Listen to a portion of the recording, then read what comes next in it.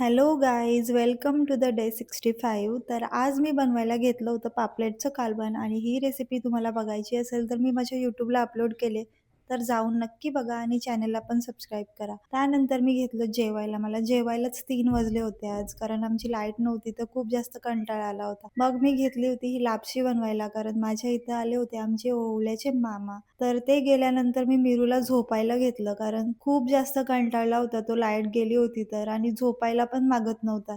सारखा AC, AC करून रडत होता, कारण त्याला बिलकुल सहन नाही होत. मग मी विंडोज वगैरे ओपन केल्या होत्या, तरी पण काय हवा येत नव्हती. मग हा काय झोपला नाही.